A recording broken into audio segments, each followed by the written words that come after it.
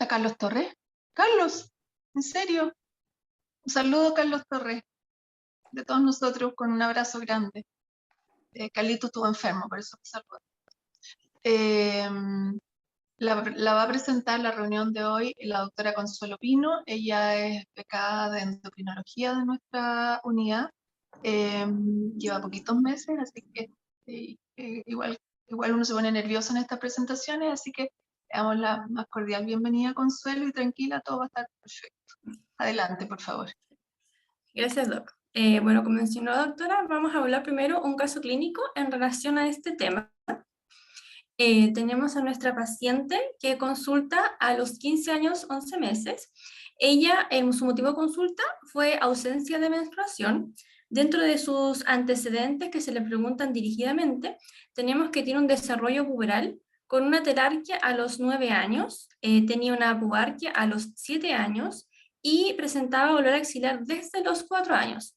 Se realiza una anamnesis dirigida a ver si hay algunos factores de riesgo que nos puedan orientar a su etiología diagnóstica. Dentro de eso está la ausencia de cambios de voz, el acné, historia de traumatismo encefalocraniano, no tenía anosmia dirigidamente en su anamnesis, no había presentado variaciones significativas de peso, ya sea para subir o bajar, no presentaba o la paciente no realizaba ejercicio intenso, su actividad sexual era negativa y no consumía ningún medicamento. Dentro de sus antecedentes perinatales, ella es una segunda hija de padres que no fueron consanguíneos. En el embarazo destacaba que la madre tuvo diabetes gestacional desde el 5.º mes que se controló con dieta, pero desde el punto de vista perinatal no había ninguna otra antecedentes importantes. En cuanto a sus antecedentes personales, no tenía enfermedades previas y tampoco tenía hospitalizaciones, ni cirugías, ni alergias. En cuanto a sus antecedentes familiares, la madre de 55 años era diabética, estaba en tratamiento con metformina, tenía una menarquia, un antecedente que había sido a los 14 años, tenía un papá que también tenía diabetes y él tenía un desarrollo puberal que había sido normal, al igual que hermanos por parte de madre y hermanos por parte de padre, todos con un desarrollo puberal normal. En su anamnesis también dirigida de los antecedentes familiares, no habían retardos constitucionales del crecimiento y del desarrollo, no habían antecedentes de cánceres, de síndrome ovario poliquístico ni patología tiroidea. A su examen clínico, esta paciente tenía una talla que estaba normal baja acorde a su carga genética y tenía una obesidad. Tenía una presión arterial normal, tenía una fascia sin dismorfias y no tenía defectos en línea media. Tenía un desarrollo puberal con sus mamas en Tanner 5, tenía genitales femeninos que presentaba un vello púbico Tanner 5 y destacaba que tenía un clítoris de 2 centímetros de largo por 1,5 de ancho. No había fusión de pliegues labioscrotales, no se palpaban gónadas a ese nivel y la mucosa estaba pálida, sin flujo. Su piel estaba sana, no había estrías, no había acné, acantosis ni hirsutismo. En cuanto a su laboratorio, tenía unas pruebas tiroideas que estaban dentro del rango normal, al igual que prolactina. Tenía una testosterona que para una mujer ya adulta, recordemos que estaba en estadio Tanner 5, está dentro de rangos, podríamos considerar hasta normal en una mujer ya casi adulta, recordar que ella partió su desarrollo temprano, entre 50, 55, máximo 60. Tenía una 17-hidroxiprogesterona realizada por RIA matinal de 3,1. Tenía un DEAS de 348 que estaba en el límite superior para la edad. Una LH de 9 y un estradiol que estaba en 48. Una glicemia normal y destacaba una insulina, si bien es cierto, basal de 20, posterior a los 120 minutos de 434 que estaba elevada. Tenía una ecografía pelviana de esa misma fecha con un útero que estaba en 36 por 27 por 33, que destaca un poco pequeño para la evolución en cuanto al desarrollo puberal, con un endometrio de 4 milímetros y unos ovarios de 10 cc en ambos. Esta ecografía no teníamos las imágenes de ella propiamente tal. En relación a lo mencionado previamente, y como teníamos esta 17-hidroxiprogesterona sobre el límite acordado para esa técnica diagnóstica, lo que se realiza, se solicita repetición de estos exámenes con un test de CTH para 17-hidroxiprogesterona. Y lo que se observa es un basal y un post de test de STH negativo para hiperplasia. Se pidió también un test de beta-HCG que salió negativa, un DEAS que estaba dentro de rango, una androstenediona que estaba en el límite superior, del límite superior alto, una testosterona que estaba de rango según lo indicado, pero destacaba una CHBG baja y eso nos daba un índice de andrógenos libres aumentado. Entonces, en relación a estos hallazgos diagnósticos, se planteó en esta paciente una amenorrea primaria, ¿verdad? Había un hiperandrogenismo clínico y bioquímico, un posible síndrome de ovárico poliquístico, destacaba la presencia de obesidad y de insulinoresistencia. Entonces, en este caso en particular, era un poco más orientador en cuanto al examen clínico, la historia y laboratorio, a que había un hiperandrogenismo que pudiese ser la causante de la amenorrea primaria. Pero la idea de nuestra presentación y por qué se toca el tema es en relación a evaluar otros pacientes que quizás podemos orientar un poco el estudio etiológico de esta patología, la cual es bastante amplia. Entonces vamos a ver un poco de amenorrea primaria. En cuanto a mi hoja de ruta, hablaremos primero de una definición, ¿cierto? Revisaremos algunas etiologías probables, haremos una orientación diagnóstica general y finalizaremos con un algoritmo diagnóstico en relación a lo anterior. Entonces tenemos que la amenorrea primaria ha tenido un cambio en los últimos años en cuanto a su definición. Clásicamente era, ¿verdad?, la ausencia de menarquia a los 16 años, con presencia de caracteres sexuales secundarios. Con el tiempo se ha planteado que sean 15 años con caracteres sexuales secundarios y en aquellos que tuviera ausencia de caracteres sexuales secundarios anteriormente a los 14 años y actualmente a los 13 años. Es destacar que si no hay caracteres sexuales secundarios, pensamos ya en diagnósticos diferenciales, ¿verdad?, de un hipogonadismo. El compromiso que puede tener una paciente femenina en el contexto de una amenorrea primaria puede estar asociado a diferentes niveles. Podemos tener alteraciones a nivel hipotalámico, ¿verdad?, a nivel central o apofisiario. Podemos tener alteraciones a nivel distal ovárico, por ejemplo, y estructurales uterinos y vaginales, ¿no? Entonces, esta es una diapo que es muy importante y me gustaría que retuvieran esta imagen porque es finalmente el resumen de un poco de la presentación y orientarnos cuáles pueden ser las causas etiológicas.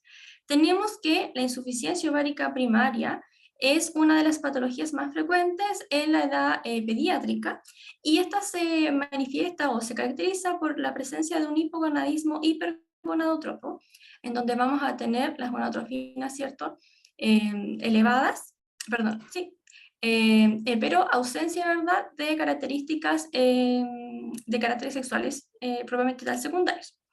Y en el caso de las niñas, también tenemos como segunda causa importante, son las anomalías anatómicas, ya sea a nivel uterino o vaginales.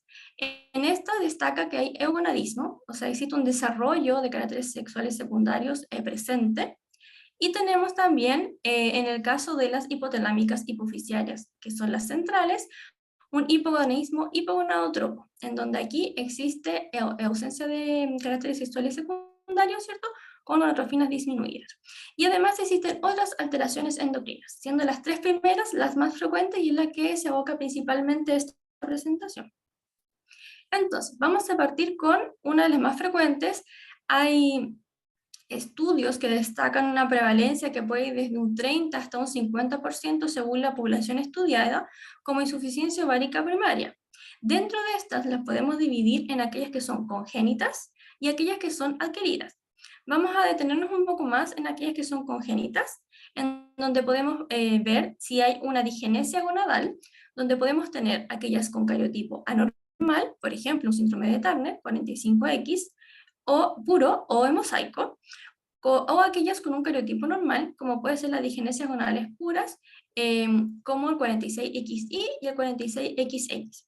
También tenemos las genesias gonadales, las anormalidades en receptores y las deficiencias enzimáticas asociadas a esto, y esto obviamente nos recuerda a lo que son el gran grupo de DSD, ¿cierto? Dentro de este gran grupo como diagnóstico diferencial de todas estas causas. En cuanto a la adquirida, tenemos la patología autoinmune y también tenemos los pacientes que secundario a una patología neoplásica tuvieran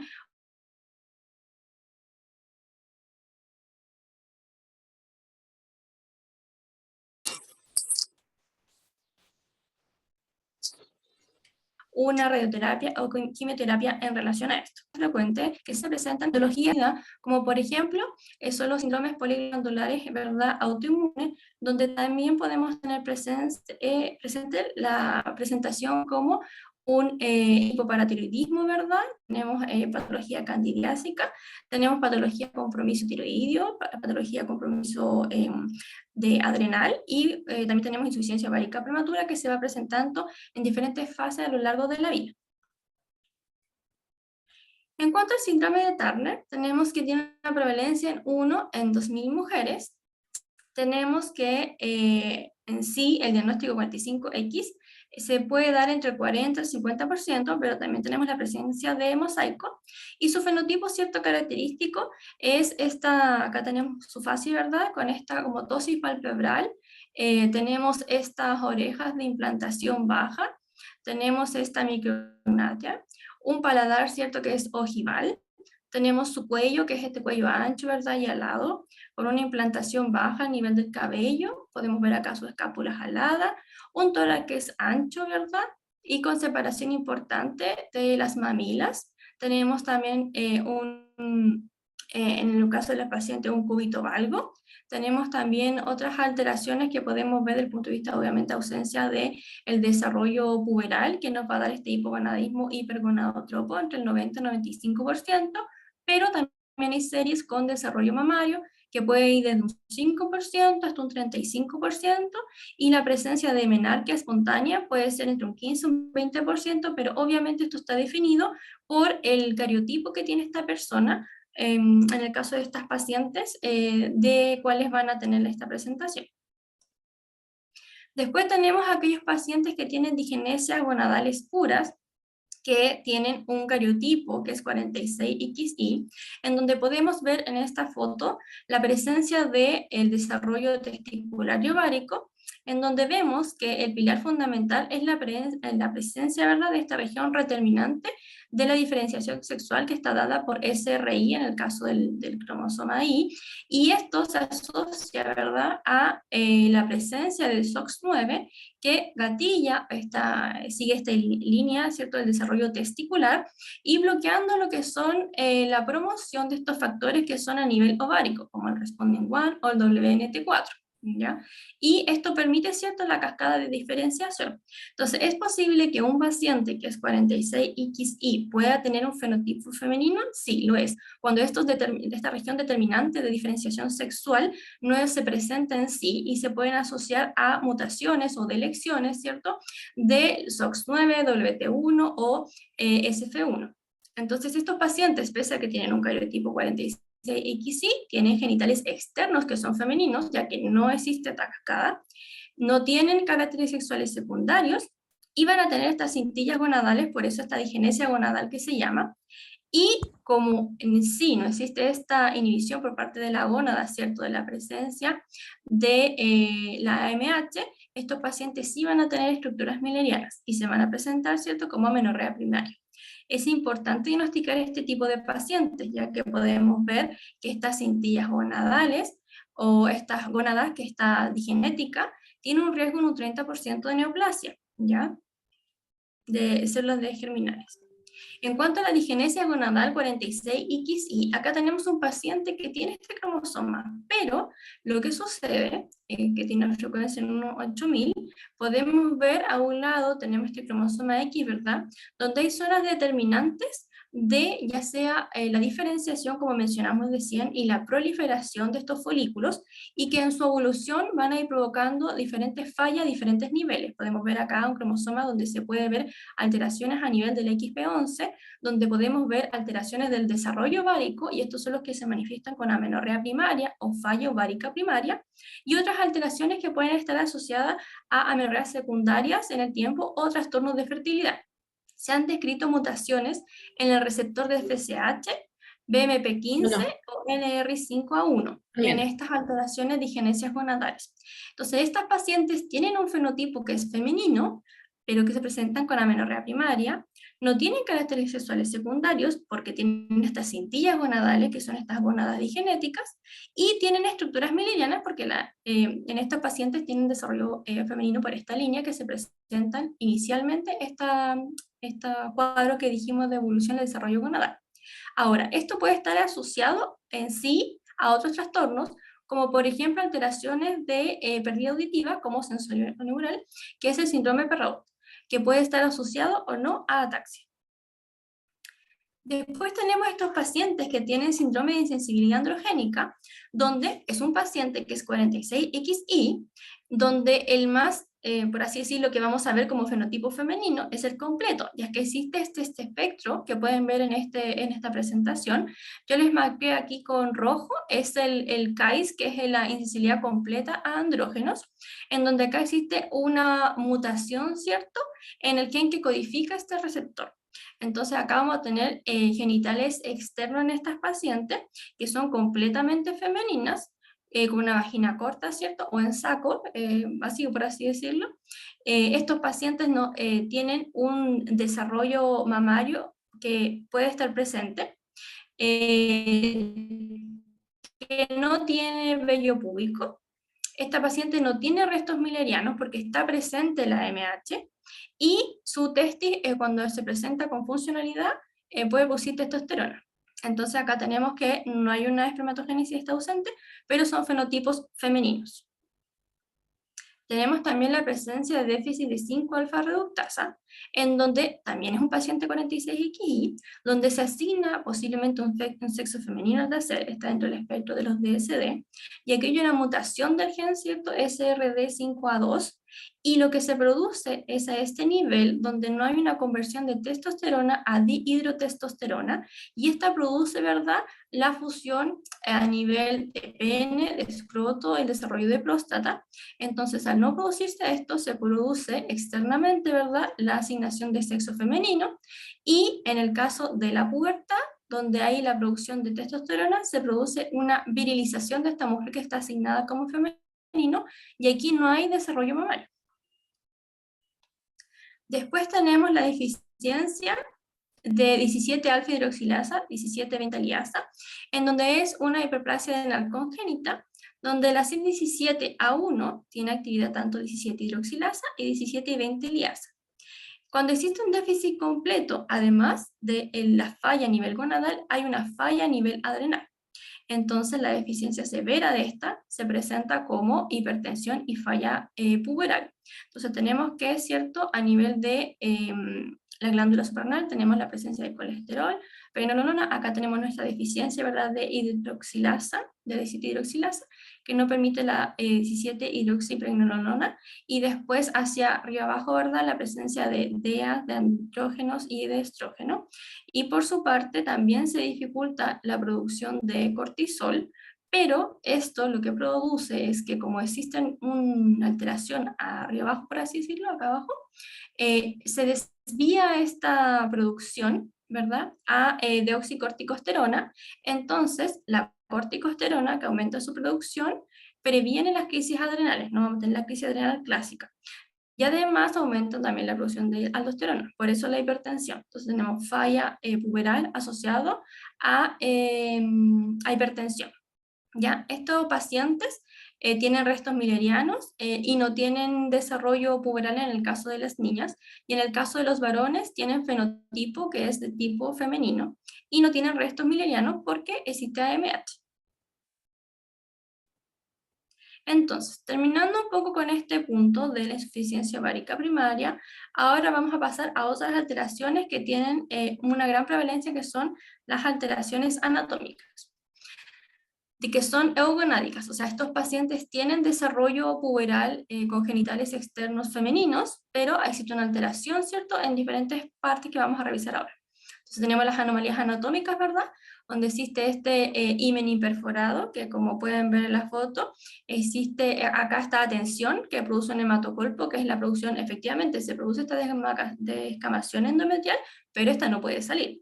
Entonces se produce menstruación, entonces está este dolor recurrente de esta niña que dice que tiene dolor abdominal cada cierto tiempo, y además asocia, y está descrito en frecuencia, la presencia de retención urinaria por ocupación de espacio por compresión, y también se describe la presencia de dolor lumbar. Una clínica muy parecida o similar a lo que puede tener el septum vaginal transverso, donde podemos tener, ¿verdad?, el himen que no está imperforado, pero existen septos a nivel alto, medio y bajo que pueden tener el mismo efecto de lo que se produce en el himen imperforado.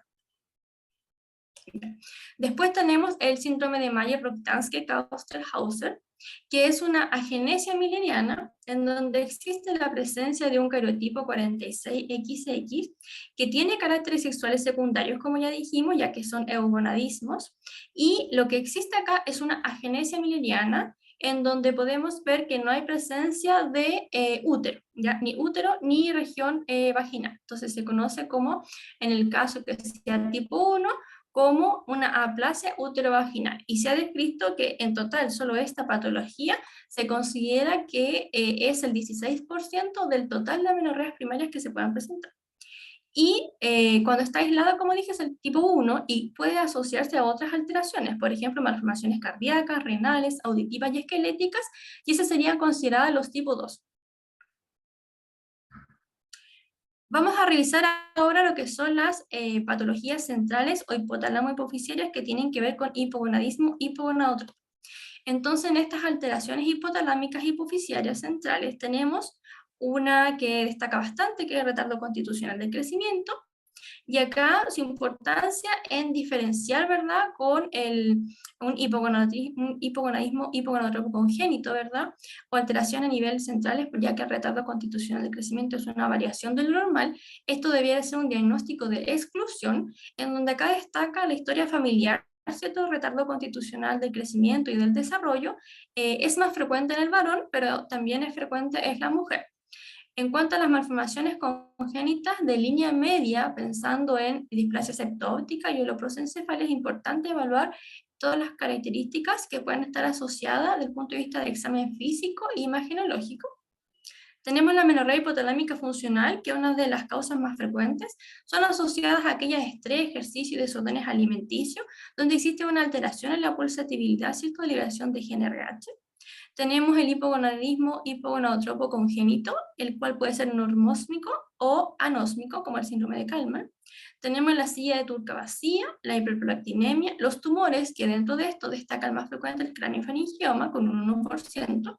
Aquellos obviamente secundarios a tumores, tenemos la presencia de radiación, procesos inflamatorios que ocurran a nivel hipofisiario, infecciones del sistema nervioso central, cirugías, traumas, la presencia del consumo de drogas. Dentro de estas están principalmente las drogas de los trastornos psiquiátricos asociados principalmente asociadas a alteraciones de secreción de dopamina, y las enfermedades crónicas que no debemos descartar, que también producen una amenorrea hipotalámica, y dentro de estas debemos siempre descartar, ¿verdad?, la presencia de enfermedades celíacas o de enfermedad inflamatoria intestinal.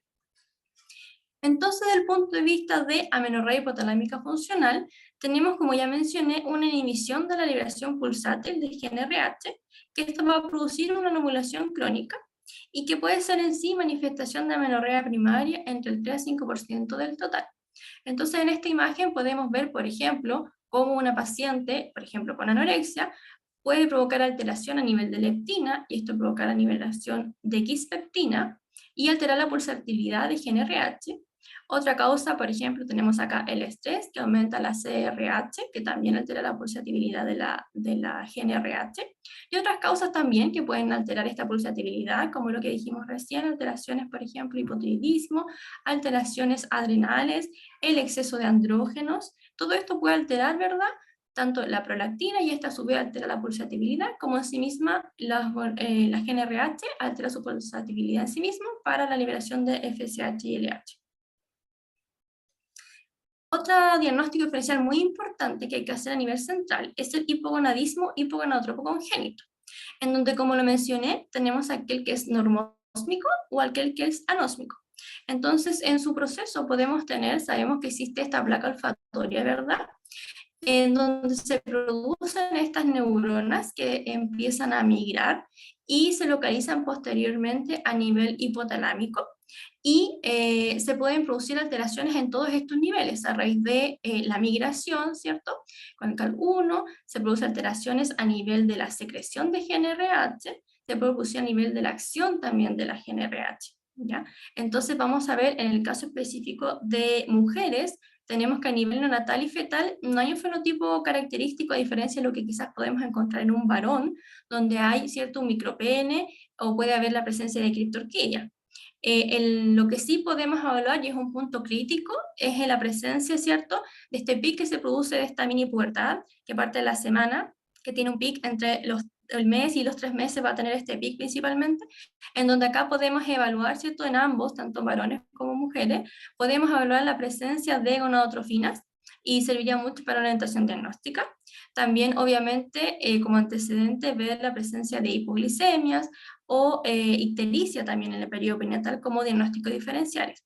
Y en el periodo peripuberal vemos que estos pacientes pueden tener pubertad o una pubertad que va a ser incompleta y que tienen proporciones eunucoides, y acá vemos la amenorrea primaria con la que se puede presentar en este grupo, y más adelante también pueden presentar amenorrea secundaria. También se ha descrito que pueden haber regresiones de estos síndromes.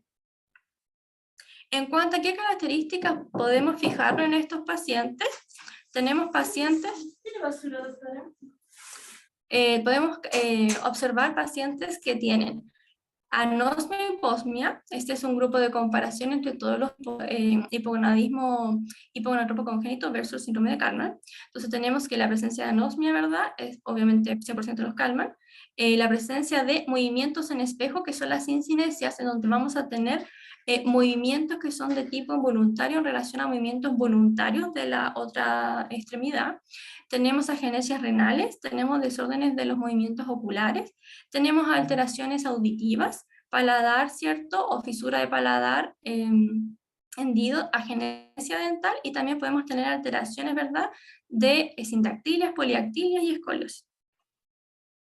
Acá les pongo una imagen más que nada para hacer la diferencia, que en una primera instancia, en 1900, estaba la secuenciación por sangre, ¿verdad?, donde uno estudiaba ya genes individuales, por así decirlo, y con el correr del tiempo, a medida que ha avanzado, ¿cierto?, la genética, actualmente podemos hacer paneles y hacer un estudio mucho más, con un espectro, ¿verdad?, mucho más con mayor profundidad, en donde podemos ver todas estas alteraciones que son las que mencionaba, alteración, ¿verdad?, a nivel de GNRH, en cuanto a su migración, en cuanto a cómo funciona esta, y en cuanto a sus receptores también.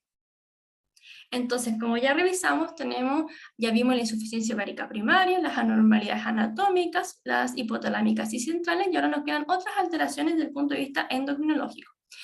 Tenemos la patología tiroidea, tanto hipo como hipertiroidismo, ¿cierto?, pueden alterar esta pulsatilidad que dijimos a nivel de GNRH, y siempre se debe descartar, es como parte del estudio inicial básico.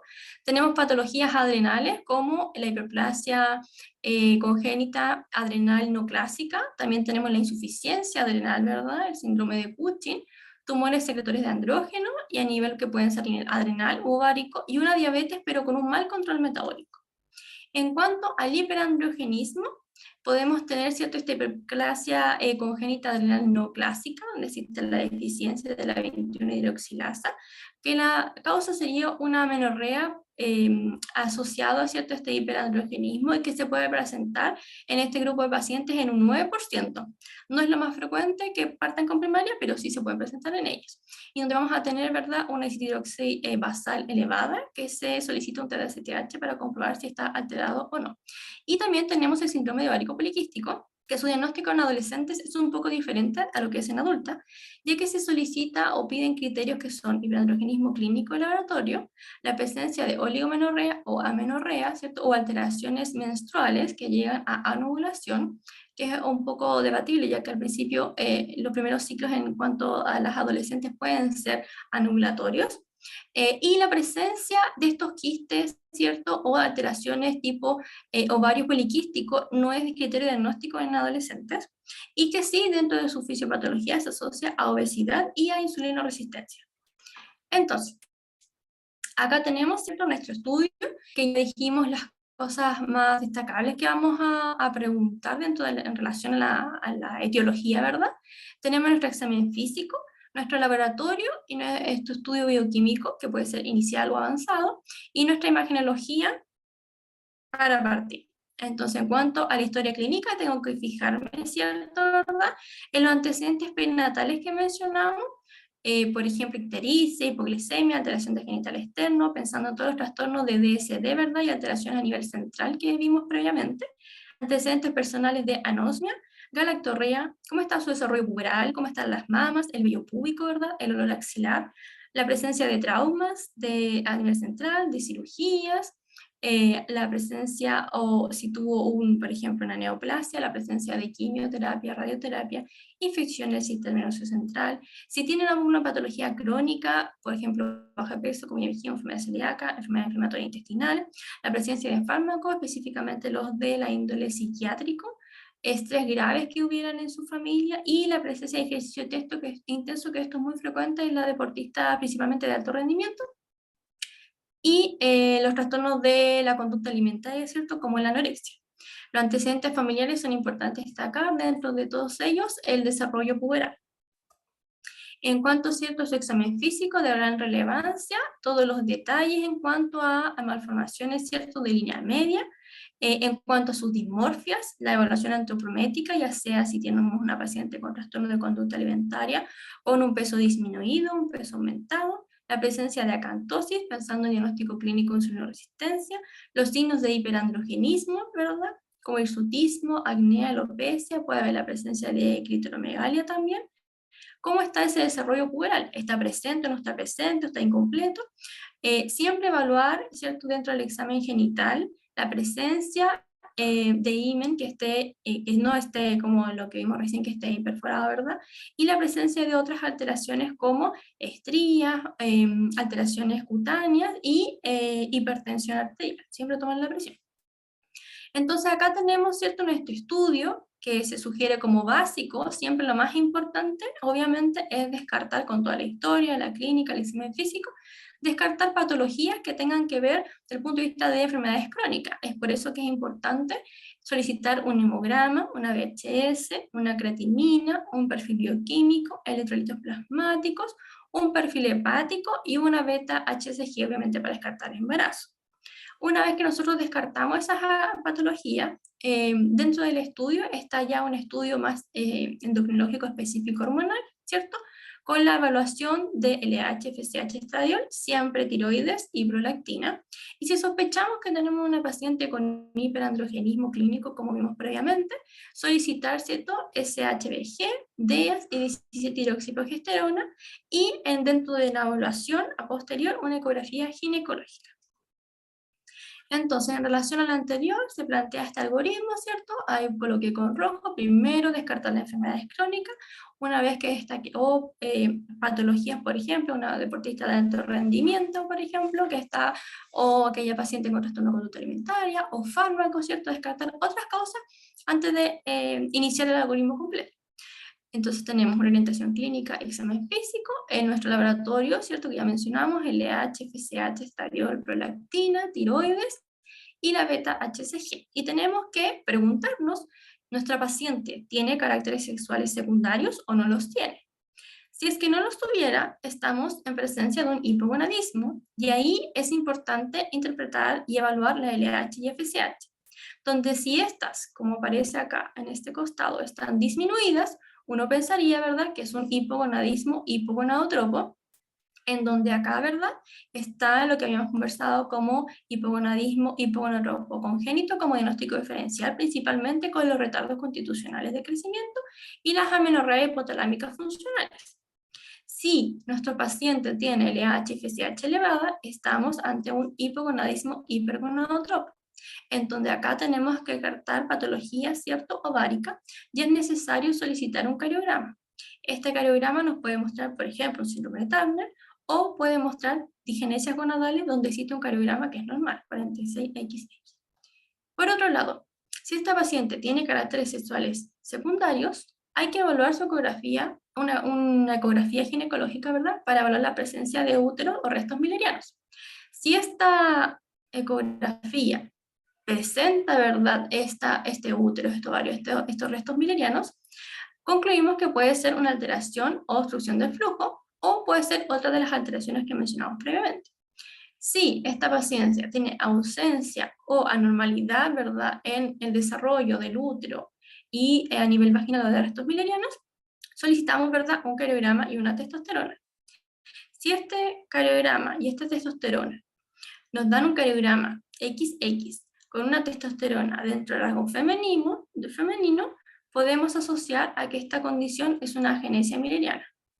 Si esta paciente presenta un cariotipo 46XY con una testosterona en rasgo de varón, podemos decir que puede estar dentro del espectro de CAI, ¿cierto? Que sería esta insensibilidad, ¿cierto?, a los andrógenos completa. Y si está disminuida, podemos considerar que existe una alteración en la 5-alfa reductasa, ¿verdad?, en donde existe una disminución de la testosterona a nivel periférico por alteración en su conversión. Y acá tenemos entonces qué paneles podemos evaluar dentro de lo que consideramos nosotros, ¿verdad? Recuerden, DSD era una de las asociaciones con digenesias gonadales, ¿verdad? O alteraciones, insuficiencias a nivel ovárico, en donde acá les muestro un panel de Invitae, donde acá se presentan 53 genes asociados. Yo la verdad es que marqué algunos. Estos que están acá, Responding One y el WNT4 tienen que ir con femenino, ¿verdad? También está el SRI, pues la verdad es que si uno ve, todos son de relevancia. También tenemos este panel, ¿verdad?, que es solamente para SRI, que también está en la Católica, solamente evaluación del estudio cromosómico Y. Y acá tenemos también Invitae un panel de hipogonadismo, que este incluye 47 genes, ¿cierto? Clásicamente, obviamente, la anosmina 1, que es la más como clásica, pero también existen otras alteraciones. Y también este es Invitae, que es lo que uno más conoce, pero si uno pone buscar, existen muchas empresas en diferentes partes que pueden hacer estos paneles con más o menos, ¿verdad?, genes involucrados. Recordar que inicialmente hacíamos secuencia de sangre para genes específicos y ahora llamamos en paneles completos más diferenciados en relación a la tecnología.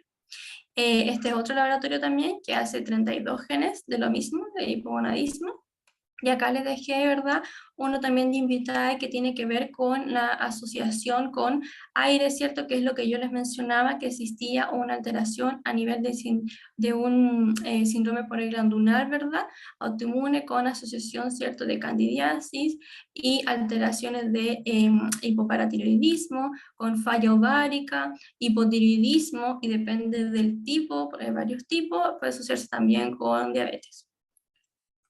Entonces, en cuanto a las conclusiones, tenemos que la amenorrea primaria es una patología que es poco frecuente, pero que tenemos que tenerla siempre en consideración, que las causas principales son las malformaciones anatómicas, las digenesias ováricas y las alteraciones hipotalámicas hipofisiarias, y que es importante hacer una orientación adecuada y que depende obviamente de una buena anamnesis y un examen físico, que esto nos va a determinar poder realizar un estudio más dirigido. En cuanto a los estudios básicos, es de suma importancia descartar causas crónicas antes de hacer todo el estudio completo. Dentro de los estudios hormonales específicos para diferenciar hipogonadismo y hipergonadotropo, del hipogonadotropo o del eugonadismo. Y la ecografía pelviana orienta posible malformación del tracto genital. Entonces, ¿qué pasó con nuestra paciente? Bueno, lo que se hizo como plan con esta paciente fue un test de medroxiprogesterona, que principalmente está dado para evaluar alteraciones del tracto de salida, ¿ya? Y en este caso nuestra paciente presentó un test positivo, o sea que presentó menstruación.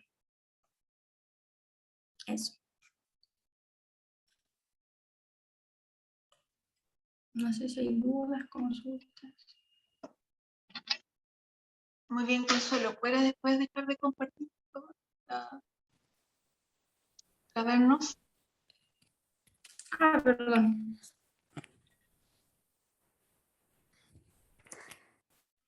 Ay.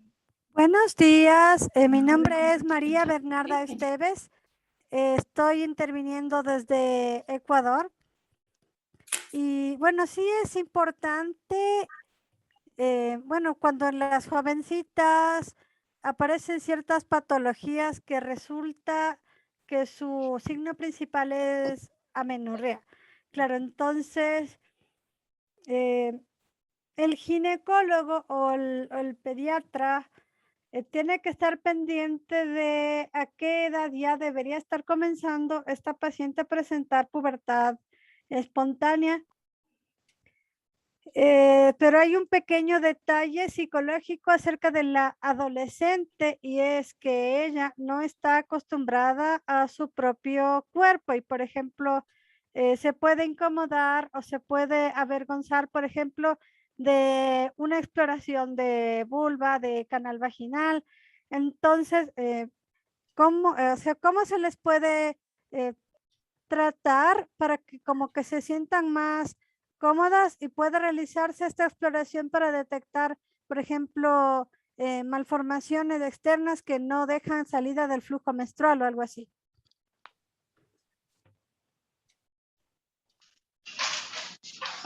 Yo había invitado a nuestra ginecóloga, la doctora Menéndez, no sé si estará hoy, Sí, aquí pero... estoy, Claudia. Ah, ¿Claudia? no, sí, déjame contestar primero cómo lo vemos nosotros. Nosotros no hacemos examen ginecológico completo, lo que hacemos nosotros es hacer a todas las niñas que consultan por algo puberal y a casi todas, yo diría, a veces consulta por talla baja, por alguna cosa, hacemos este examen genital de genitales externos y miramos vulva y miramos himen en la camilla, digamos. Ahora, en una paciente que tiene una menorrea primaria, especialmente las eugonádicas, como dijo Consuelo, yo creo que necesita una evaluación por una ginecóloga o de una forma un poco más profunda. Y ahí Marcela nos puede ayudar a cómo lo hace. Yo la he visto hacerlo, pero ella es la experta porque es ginecóloga. Hola, mucho gusto a todos. Yo soy ginecóloga infanto-juvenil, como me presentó Claudia, y quería aprovechar este espacio para contestar un poco la pregunta y hacer algunas otras acotaciones. Efectivamente, bueno, quizás el sesgo de que yo soy ginecóloga, pero en general cuando uno explica adecuadamente cómo se va a hacer el examen y por qué, tanto a la adolescente como a la mamá, en general no hay rechazo. ¿Ya? Explicar en general, como bien decía Claudia, nosotros hacemos una inspección. Y quería volver un poquito al caso y que me va a servir también un poco para eso y completar algunas cosas. Una cosa que faltó a mi gusto del diagnóstico de una menorrea primaria es que no solamente es la edad de presentación de la menstruación, de la primera menstruación, que son los 15 años, sino también el lapso entre la telarquia y la menarquia, que me parece que no lo mencionó, que es un lapso mayor a 3 años, porque en el caso que vimos, el principal problema era el lapso, porque todavía no cumplía 15. ¿Ya? Eso es súper importante. Lo segundo importante, que también podemos volver al caso, la relevancia que tuvo el examen físico y la inspección genital, porque si recuerdan, no tenía otros signos de hiperandrogenismo esta niñita. No tenía hirsutismo, no tenía un acné importante y tenía una clitoromegalia. ¿Ya? Así que también es importante dentro del examen físico la inspección genital. Otra cosa que yo quería comentar importante respecto a la prueba de progesterona que plantearon al final. No se recomienda hacer una prueba de progesterona sin tener imágenes previas, ¿ya? Porque si tenemos una niña que tiene una obstrucción del tracto de salida, puede generar un hematocolpos, dolor. En general siempre pedimos primero una imagen. En la prueba de progesterona clásica para ver alteraciones del tracto de salida es como una prueba que quedó ya un poco en el pasado. Y también decir que la ecografía orienta a malformaciones millerianas, a obstrucciones cuando hay colecciones, pero el examen de gold standard es la resonancia de pelvis si tenemos alguna duda. Otras cosas importantes que me parece que faltaron es educar a los pediatras, a los nefrólogos, que frente a una agenesia de uno de los riñones, una agenesia renal, debe estudiarse siempre el tracto genital, porque una de las alteraciones que más complejas son cuando hay un síndrome que se llama el síndrome de Ovira, en que hay una agenesia renal y del mismo lado hay un útero didelfo con uno de los cuernos subdesarrollados y una obstrucción de este cuerno. Por lo tanto, hacen una colección importante. ¿Ya? Son pequeños detalles que quería yo comentar, y para terminar, yo no sé si quedó muy claro el diagnóstico de síndrome ovario poliquístico en la adolescente, que efectivamente es diferente a las mujeres adultas. Dentro de los criterios está una alteración del ciclo con oligomenorrea o amenorrea pasados los 2 años de la menarquia, o una menorrea primaria, está dentro de las definiciones. Dentro de las definiciones tiene que haber también un hiperandrogenismo tanto bioquímico como clínico, siendo lo más importante el hirsutismo progresivo. El caso que presentaron es un caso más atípico, en que tenía solo clitoromegalia, y la ecografía es solo opcional. Lo que no sé si quedó muy claro cuando presentó en la presentación, que si bien la obesidad y la resistencia a insulina es una etiología posible, no forman parte de los criterios de diagnóstico. No sé si algo más que me quieran preguntar, creo que acoté todas las cosas que había apuntado. Sí, una última cosa que apunté. Se fijaron que cuando hicieron los primeros exámenes, la testosterona estaba en rango normal alto. Es clave siempre pedir la SHBG, porque en esta niñita el índice de andrógenos libres estaba muy elevado por una SHBG baja. Nunca olvidar pedir la proteína transportadora de hormonas sexuales. Eso por ahora. Gracias, Mercedes. ¿Alguien tiene alguna pregunta? Claudia. Sí. Quería acotar, bueno, primero, muchas gracias, Consuelo, por la revisión, estuvo muy ordenadita, muy buena. Y creo que estamos viendo un poco nosotros, los endocrinólogos pediatras en Chile, y como tenemos colegas de Latinoamérica, muchos casos de pubertad precoz, ya lo hemos comentado antes. Y esto es una imagen un poco en espejo. También ha habido muchos más casos de anorexia. Tenemos el reporte de las expertas nuestras que dice que han aumentado de forma increíble los casos de anorexia en adolescentes. También probablemente el ovario poliquístico es como una consecuencia de una malnutrición durante un tiempo prolongado que fue la pandemia. O sea, creo que debemos estar teniendo probablemente un aumento en los casos de amenorrea primaria por estas dos causas. Yo creo que, independiente de la revisión que estuvo buenísima, quizás hay una cosa más como post-pandemia o intrapandemia que asocia más con tanto el ovario poliquístico como la anorexia.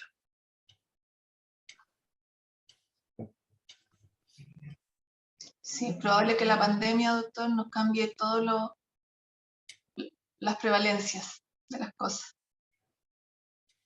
Así es. Muy bien. Si no hay más preguntas, les agradecemos a todos su participación, especialmente a Consuelo por su revisión. Y nos vemos la próxima semana. Alejandro, si estás por ahí, ¿de qué es la próxima reunión?